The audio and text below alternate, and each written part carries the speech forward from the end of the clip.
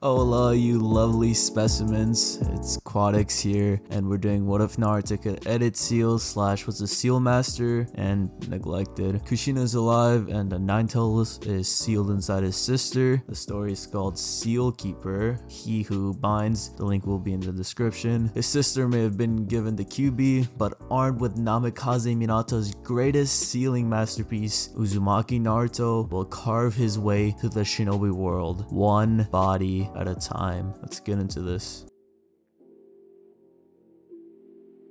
The excitement in the air rang more clearly than the academy bell ever could have, as countless students raced out from their first day, eager to tell parents and siblings about what they had and would learn under the tutelage of experienced Chunin instructors.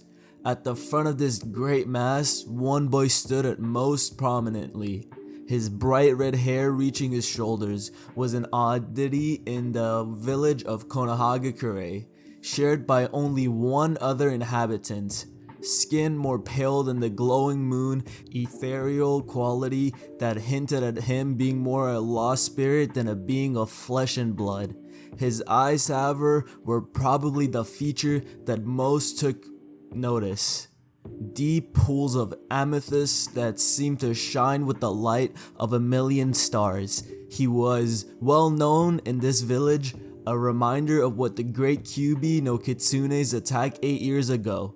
He was one of the only 2 children born that day, and by far the one that seemed most unnatural. There was no doubt that he had been born as an omen, or even that his birth had been the cause of the Kyuubi's attack, drawing the great beast to their village.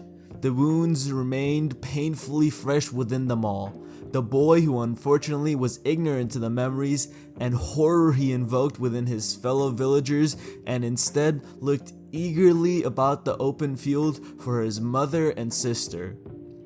The centers of his tiny universe. Confusion seeped into him as the seconds ticked by without any sign of them. Seconds turned to minutes, and minutes into nearly an hour. The field was long since emptied, and he stood alone in the dying light of the evening sun. Naruto? He turned to whoever had called his name, only to be met with the sight of his instructor Umino Iruka. The Chunin held with his hands a small stack of papers and had obviously just left the building to head home for the night. Frowning, the man looked down at Naruto in concern. "Where's your mother?" Iruka asked. "Or Yushi? Surely she'd have sent her old student to pick you up if she was unable to." I don't know. I thought they'd be here." It was barely a whisper, but Iruka heard the last part clearly enough. They promised. The sun had long since set, the full moon taking overthrowing it and taking the kingdom of heaven for itself. Sitting upon its midnight throne, it gazed down upon the young boy traversing the streets, bathing him in its luminescent radiance. What boy could have been wandering the streets of the clan district by the light of the moon? Red hair easily answered as Uzumaki Naruto, son of Kushina and suspected son of the Yondaime Hokage Namikaze Minato, as he made his way home. Iruka had been kind enough to take him out for a bowl of ramen to make up for the fact that no one had come for him. Feeling quite a bit better with a belly full of hot noodly goodness, he had thanked his new sensei, bid him farewell, and made his way home. Coming to the gate that bore the traditional Uzumaki spiral, he couldn't help but feel that something was off. Shrugging away the uncomfortable feeling, he pressed onwards, placing his hand upon the door so that it could recognize his chakra. It didn't. Ice formed within his chest, a hollow horror that seeped into his entire being. He hoped he was wrong after a small jolt of pain had been sent up his arm, a warning to those who did not have permission to enter the compound. You would only ever receive one warning. Just as the seals stored signatures that were allowed onto the property, they also stored the signatures of those who tried to gain access without permission. If the small pulse of chakra it forcefully pushed back into your chakra system wasn't deterrent enough, it would unleash a much larger amount in any subsequent attempts. The large pulse wasn't just plain chakra either. For years, both Mito and Kushina had siphoned off small amounts of the Kyuubi's chakra into the matrix.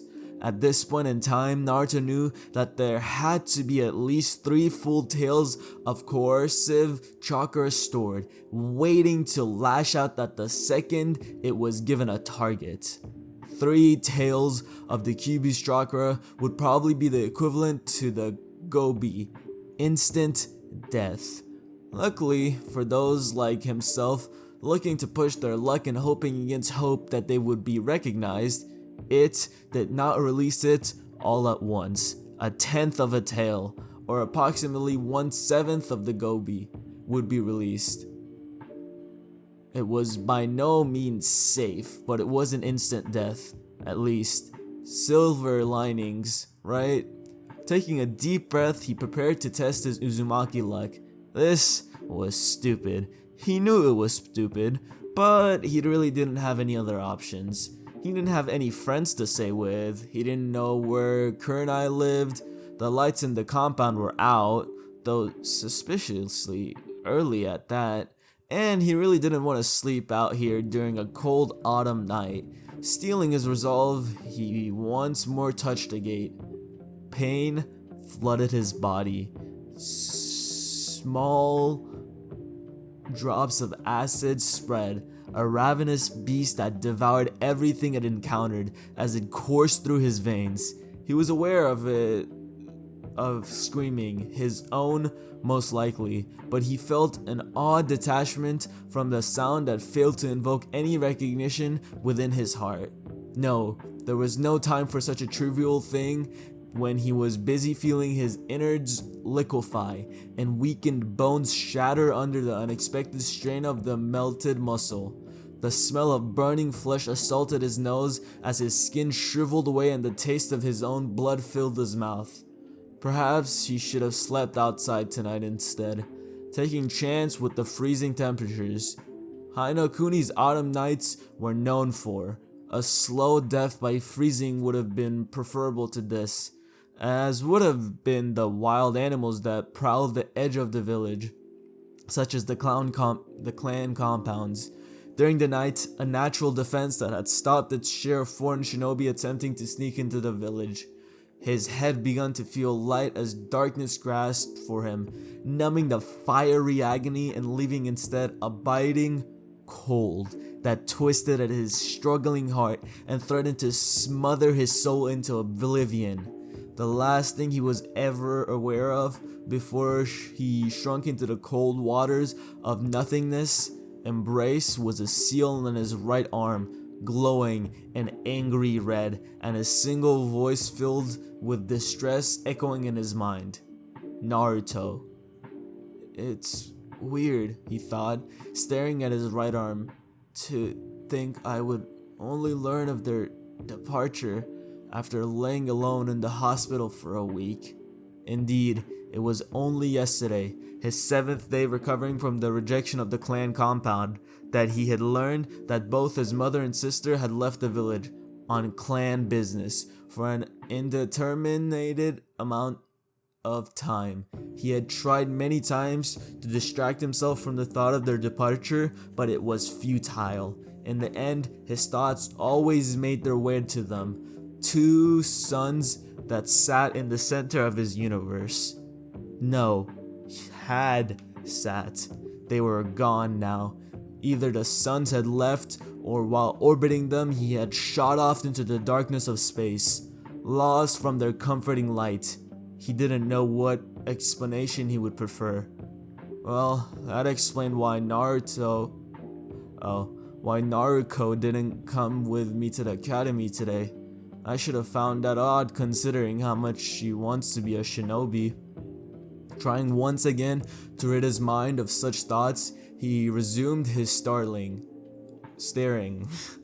trying to decipher the markings on his right arm, despite not having been trained in seals. No, That's what Mother's going to be going over with Naruto while they're gone. He let out a quick curse he had heard one of Kurenai's friends say as his mind was brought to them once more. It was slightly easier to distract himself with his next thought, but that did precisely little to make himself feel better. Where is Kurenai anyway? Surely she'd come up to check on me at the very least, and I'd have expected my mother to leave me in her care if she knew she was leaving for what may prove to be several years. A deep sigh was let out. Even if she was assigned to watch me, I'm not sure she'd be happy about it. She's not all that fond of Naruto, but she doesn't really try to hide it when it comes to me. It wasn't hard to see that she hated him, and he really couldn't blame her. The red-eyed woman saw his mother as her own, and with the birth of him and his twin, she had lost most of Kushina's attention. She disliked them for that, but an effort to be polite with his sister, whom she hoped to mold into her own sister, or perhaps even daughter. You really couldn't tell with that woman. It didn't help his case that not only did he have the facial features of his father, her own father figure, but he was like his father, male. Kurenai had always had trouble with men, never feeling safe or comfortable in their presence, and to her, he was no different despite resembling his father to such a degree. She had only ever felt comfortable with Minato, and it probably wouldn't be too far off to say she had harbored feelings for the older man. In fact, the fact that he reminded her of the love interest she lost wouldn't give him any points in her book either. Heck, with his absolute lack of Uzumaki,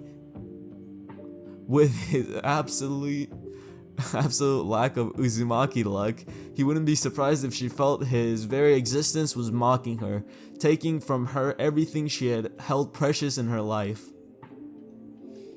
Dude, imagine hating on a child. Kurenai out here like a teacher.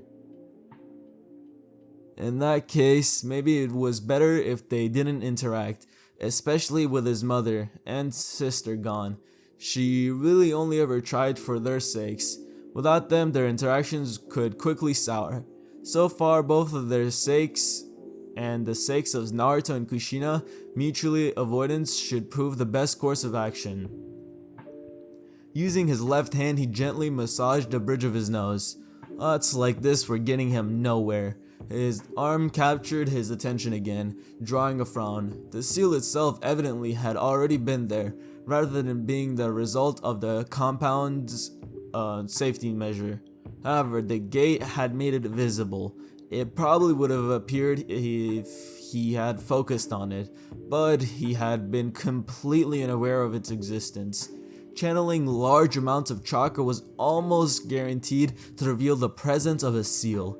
Even those that sealed chakra, he had never actually tried channeling large amounts of chakra to his arms for any reason, so it was understandable that he hadn't come to know of it that way. The questions left then were, what was it, and who knew of it? The acting Hokage, Sarutobi Hiruzen, had seemed surprised by it, saying it resembled something he had seen before, and then proceeded to excuse himself. No doubt to try and figure out what it was that had appeared upon his flesh. At this point, all they knew was that it was something connected to the Shinigami's curse mark, which was on the left side of his chest. Considering that fact, it was likely related to the sealing of the Kyuubi no Kitsune, which currently resided within the 8 trigram seal on his sister's abdomen. Known to most within the village, his sister served as the cage for the mighty Bijou. Known to far and fewer, he was the warden. The seal on his sister was not so much a seal as it was a pocket dimension anchored to this world by her chakra system, keeping the Kyuubi somewhere they could watch over it. It was a curse mark on his chest that was the seal in this case, keeping the giant fox within that dimension using the power of the Shinigami who had branded him with its touch. But this new seal was somehow connected to it, and he wasn't sure why. His first thought had been that it was the key to the 8 trigram seal, but it was known to those fully informed about the sealing that Minato had trusted that to the Toad Sage, to the Toad summons of Myobokuzan. So with that option gone, his second guess had been that it would allow him to siphon some of the Kyuubi's chakra into himself. This would allow him to have a boost in combat, store extra energy for the emergencies, or perhaps absorb any chakra his sister begun leaking. It was a logical conclusion, especially considering that 2 days after the accident his healing had rapidly accelerated due to the traces of the Kyuubi's chakra supercharging his Uzumaki healing. But even that felt off. The chakra, for one, did not seem to be originating from this new seal, but rather from the Shinigami's mark itself. There was also a calling he felt deep with him, a whisper he wouldn't fully make out, but he had known that while it wasn't coming from the seal, his seal seemed to act to it. Come to think of it, the voice came from the curse mark, just like the Kyuubi's chakra. Could it have been the Kyuubi reaching out to its warden for some reason? It would have to be looked into sometime in the near future. Of course, that begged one final question. Was this new seal reacting to the Biju or the seal on his sister? Or more importantly, why? Released from the care of the hospital, Naruto was at a loss as what to do next. Now with no friends, no family, and the clothes that survived his encounter with the clan compound, which amounted to his underwear and pants with only minor rips in the bottom. He was suddenly homeless, hungry, and alone. He should go to the academy for the rest of the afternoon, but lacking clothes as he was, he'd probably be sent back home. He could try begging, but he was known as the child of the Kushina. They would probably assume he was just trying to get some spending money, so that wouldn't work. Besides, if he remembered anything his mother had ever told him, it was that Uzumaki don't beg. So he'd have to find some way to provide for himself with no skills, little experience doing any sort of work, and without the strength of physical labor. Perhaps honest work wasn't an option in his case. No, I'm better than that, he thought, shaking his head, but a small part of him spoke otherwise. You're going to be a ninja, it said. You might as well get used to the dishonest work. That's just my hunger talking. Naruto assured himself he'd figure something out for the short term, and when that was taken care of, he'd look forwards to a long-term solution. Everything would be just fine. Too soon, perhaps, he had previously spoken. Now cloaked in a rough brown piece of brown fabric with a makeshift scarf hiding his face, he searched for a target. I could go directly from the source, take what I need, mused the redhead, or I could have acquired the means to obtain it elsewhere, reducing of the chances of me being found out. He sighed. I can't believe I only managed 2 days before being reduced to this, he thought in disgust. Shaking off his self-loathing, he continued to contemplate targets. Hidden as he was, it was unlikely that he would be spotted before he made his move. The shadow of a building covered him as he crouched atop a low roof. More rooms extended above him, meaning passing shinobi would cross right over him, and the roof extended far enough out onto the main road of the Konoha marketplace that people would be hard pressed to make him out so long as they didn't know his location. A shinobi would have plenty of money on them, but chances of me obtaining it and getting away are slim to none. Civilians don't carry much due to the ninja, keeping it safe within banks until required. So I need to find someone just withdrew from the bank or someone arrogant enough to think themselves safe. 2.5 hours passed before he spotted a potential mark. The man was not small, a walking mountain of muscle, and he carried himself with confidence. Tattoos covered almost every inch of his visible skin, and he seemed quite pleased with himself. A quick glance to the building he had left revealed a bar. Drinking? This early? No, not just drinking. must have been gambling in the back. Because shinobi like to operate at night, those of ill repute tend to handle their vices during the day. Seeing as it was just before noon, this man was probably finished for the day and ready to enjoy his winnings for the next couple of hours before retreating to his den. Having made up his mind, he carefully stalked his chosen target, careful to stay behind the rooftop world of returning shinobi and the occasional guards and the civilian crowds below. He was far too suspicious for either. The red light district. I'm not surprised. Despite the early time of day, the red light district was roaring with activity as the more seedy citizens conducted less than savory business. Seedy citizens like the one he was following, and considering what he was and was going to be doing, he probably fit in the category now too. Fantastic. His mark approached one of the many provocative people on the street, no doubt looking to enjoy his winnings to the fullest. The woman took a single glance at the amount of the man had in his bag before latching onto his arm, more than happy to relieve him of it. This made it a bit harder, but at the same time his target's guard had dropped substantially. He was going to be a shinobi. He could work with this. After all, it was just a civilian and a dove. What could go wrong? One kunai, an old one at that, was all he had to work with.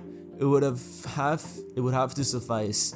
He'd attempt to cut away the bag first, but if that didn't work, he'd stab him and bolt. Hopefully the pain would loosen the man's grip, with a silent prayer to Lady Luck for good fortune, and another one to death, in hopes of being just as swift and silent.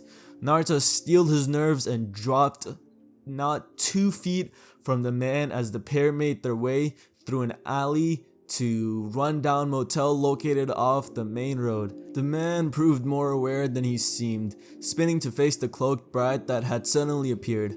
Consequently, the bag under his arm was now much more accessible. Lunging for it, Naruto attempted for the straps that had been looped over the man's left shoulder. The man had other plans, and the boot Naruto took to the face made it well known. Dang brat, think you can get the drop on me, eh?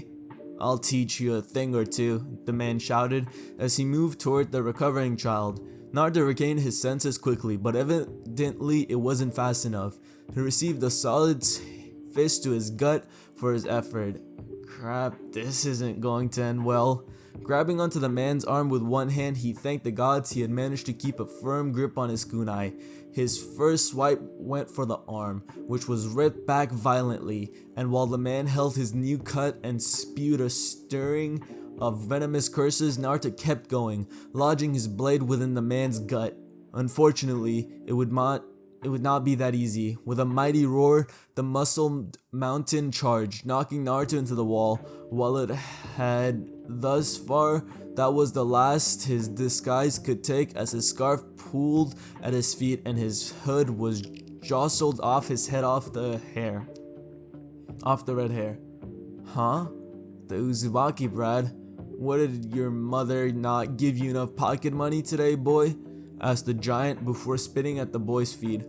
Well, it doesn't matter now. You chose poorly when you made your mark, and you lost any chance of escaping with a good beating and a lesson learned when you lodged this. He pulled the kunai and tossed it at Naruto, hitting him in his left shoulder. In me, say your prayers. Fool, this is your end. He reached down and plucked him up by the neck.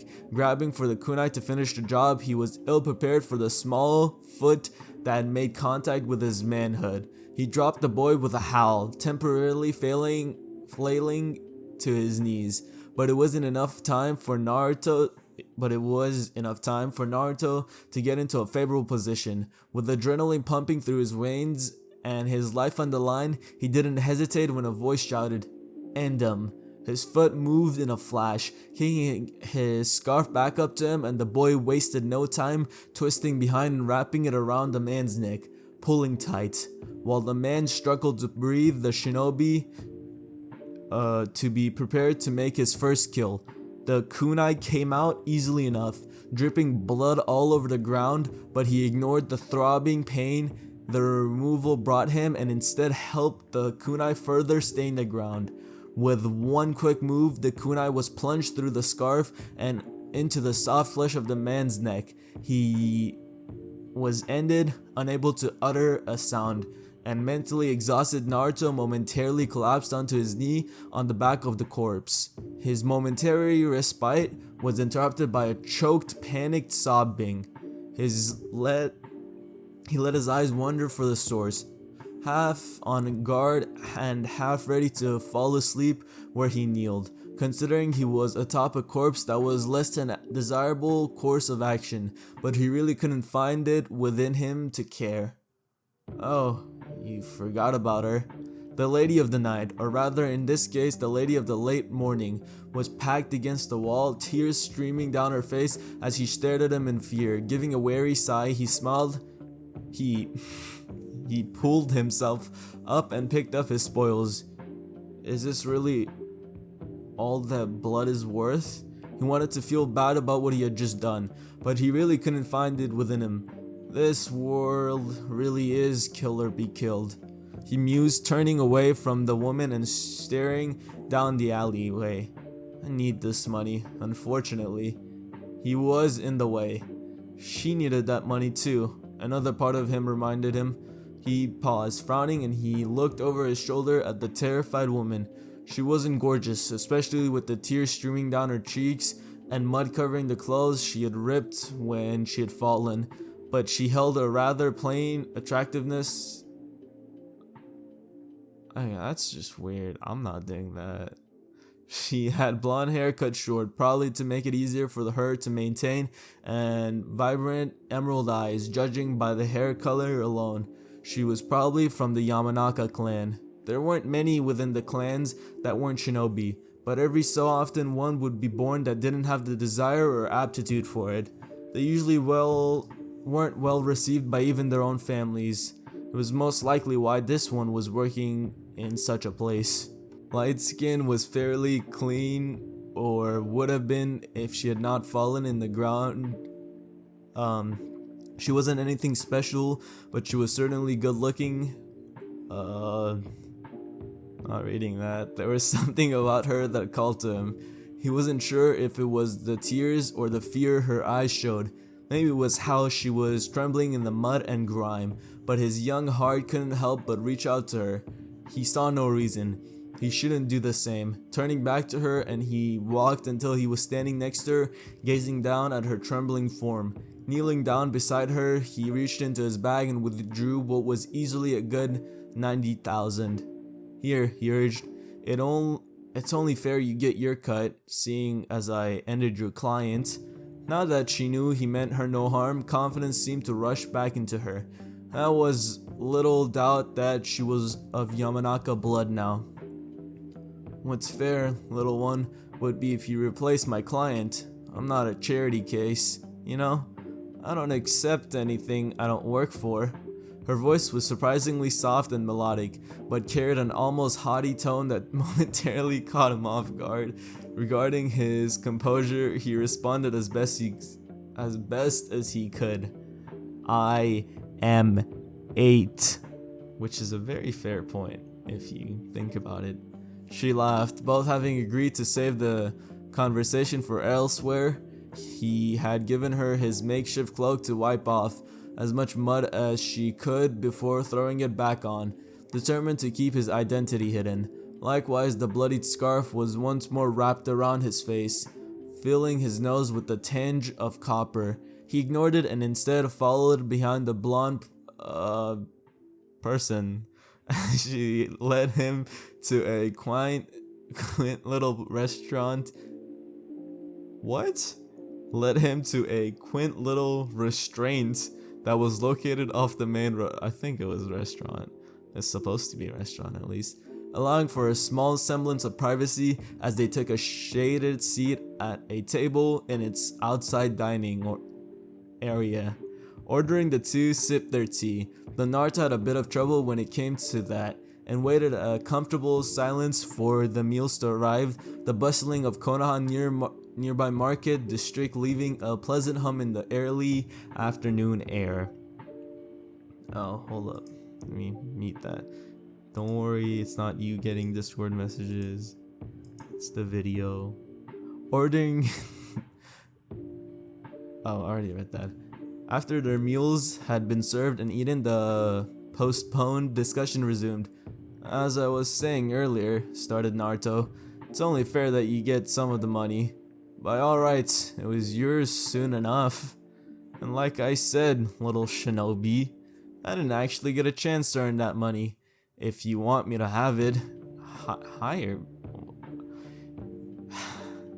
Even as young as you are. Okay, alright, that's crazy. Not personally, that's crazy. He gave her an odd look in response, prompting another laugh from the woman. Look, he paused, waiting for her name, which she supplied easily enough. Tatsuki, formerly Yamanaka Tatsuki. Naruto continued. Look, Tatsuki, we both know you would have earned it, and as you...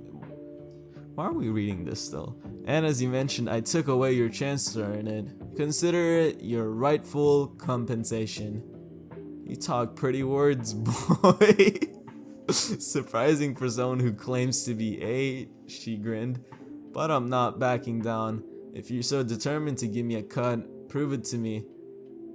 Hire me for the day and we can go our separate ways. Satisfied? He shook his head. I'm not doing that, Tatsuki. Not now. So instead, how about we cut a little deal? Her interest was piqued as she leaned in close, managing to cross most of the small table so that her face was uncomfortably close to his own.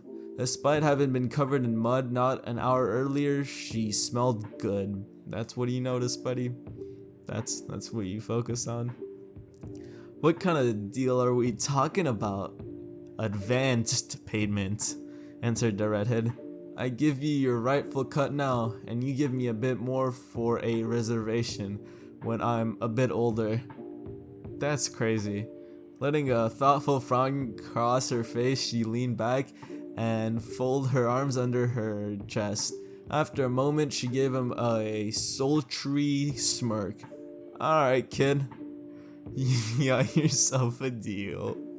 He gave a relieved sigh and withdrew the original 90,000 he had been planning to give her before throwing an extra 10,000. Will this be sufficient? Was his inquiry.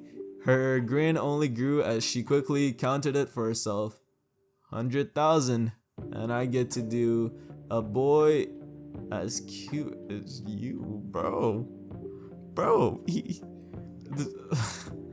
I feel like I'm getting the better end of the bargain for the first time in a while. Then we have an accord. Shall we shake on it? Something within him felt odd, though not entirely unpleasant, as she gave him a hungry look. She shook... Bro, what is this? Anka? She shook her head and gave a laugh that had his heart racing for reasons he couldn't comprehend. No, I've got a better idea to seal our deal. Walking around the table... That's crazy, I'm not reading that. That's wild. See you around, Naruto. And remember, you get that. She briefly gestured to herself before continuing. And so much more when you come find me. Don't keep me waiting too long. She gave a last wink before strutting off. He couldn't help but follow the extra sway she put in her hip. Dang, he quickly scowled when he realized she knew his name. Must have heard that guy call me Uzumaki. Here I was hoping to keep that a secret. Now that she knows my name, I probably won't be able to get away with never claiming that night of reserved. I have a feeling she'd hunt me down and demand I provide the work I've paid here for. Her pride would demand no less. Despite his irritation, he couldn't help but think the last of that fondly. She'd earned a spot on the list of people he liked. He'd enjoy spending time with her as a friend for certain. Of course, she'd never let them be friends until... Oh my god. That'd be an odd beginning to a friendship. I am sure. And again, if getting her as a friend is the result of a night he gave a grin to the space he had last seen her occupy, the thought of getting what I paid for doesn't seem too bad. The idea of spending a night with her didn't feel uncomfortable any longer, but his oh my god.